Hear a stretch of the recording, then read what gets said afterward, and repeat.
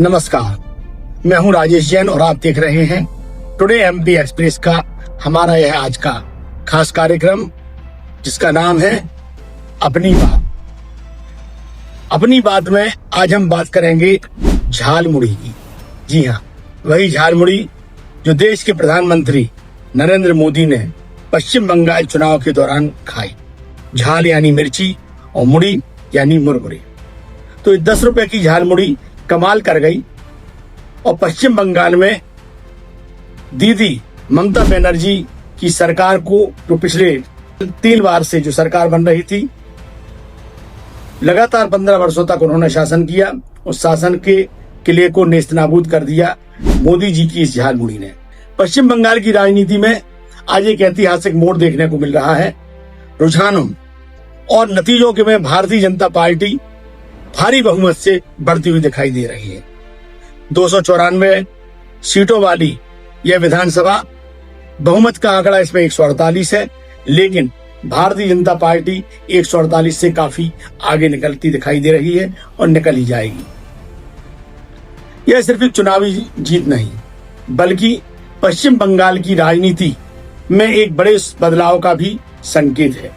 लंबे समय से सत्ता में रही तृणमूल कांग्रेस को इस बार कड़ी चुनौती का सामना करना पड़ा और नतीजे आपके सामने हैं, क्योंकि जनता बदलाव के मूड में थी। भाजपा का यह उभार अचानक नहीं है।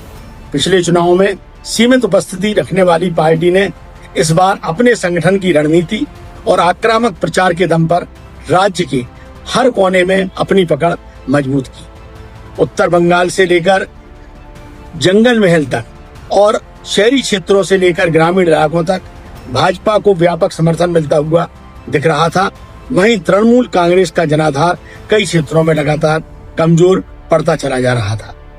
इस जीत के कई और अहम कारण भी माने जा रहे हैं। सामान्य तौर पर एंटी इनकम्बेंसी यानी कि सत्ता विरोधी लहर, मजबूत बूथ प्रबंधन और राष्ट्रीय नेतृत्व का प्रभाव।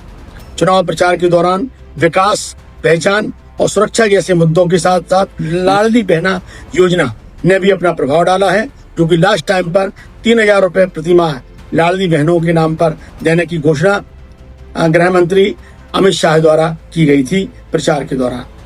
लेकिन अब असली चुनौती भाजपा के सामने है। क्या वह इस जनादेश को स्थायी विश्वास में बदल पाएगी? क्या वह बंगाल की सांस्कृतिक पहचान के साथ संतुलन बनाते हुए शासन चला पाएगी? स्पष्ट है कि पश्चिम बंगाल की राजनीति अब एक नए दौर में प्रवेश कर चुकी है।